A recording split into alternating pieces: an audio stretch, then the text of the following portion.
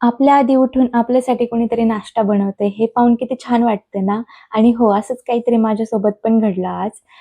खरं तर मला लवकर उठायचं होतं आज, पण माझ्या आधी तेच उठले होते आणि मला ना सकाळी लवकर उठून सगळं आवरायचं होतं. कारण आज आहे नव्याची पौर्णिमा, त्याच्यासाठी मला सगळ्या देवांना नैवेद्य दाखवायचे होते. आणि हो, तुम्ही पण नव्याची पौर्णिमा असल्यावर तुमच्या देवांना नैवेद्य दाखवता का? हे मला कमेंट करून नक्की सांगा. आज ना त्यांना पण सुट्टी असल्यामुळे ते पण मला प्रत्येक कामामध्ये हेल्प करत होते.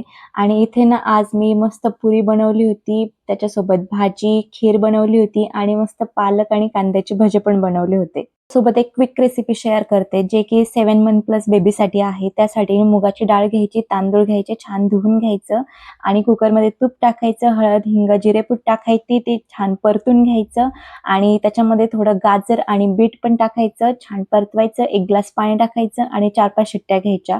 झाली आपली पेस्ट तयार. ही जी पेज आहे ना, ती तुम्ही मॅशरने पण मॅश करून देऊ शकता किंवा ग्राइंडरमध्ये पण छान ग्राइंड करून देऊ शकता. जसं तुम्हाला तुमचं बाळ खातंय त्याप्रमाणे तुम्हाला कन्सिस्टन्सी पण ॲडजस्ट करायची आहे, कारण ही खूप जास्त हेल्दी असते लहान बेबीसाठी. सोबतच ना मी याच्यामध्ये 1 चमचा तूप पण ॲड केलंय, जे की लहान बाळाच्या ब्रेन डेव्हलपमेंटसाठी खूप चांगलं असतं. त्यामध्ये गुड फॅट्स असतात आणि व्हिटॅमिन्स ए सारखे असतात. सो तुम्ही पण त्यामध्ये तूप नक्कीच ॲड करू शकता. आणि त्यानंतर ना आम्ही गेलो होतो खाली फिरायला, कारण दिवसभर आम्ही घरात होतो, कोणी आलं पण नव्हतं. इव्हन माझ्याकडे ज्या मावशी कामाला येतात ना, त्या पण सुट्टीवर होत्या. त्यामुळे मी मेन डोअर पण ओपन नव्हता केलेला आणि त्यामुळे ना म्हटलं चला आपण एक राउंड मारून येऊ खालून.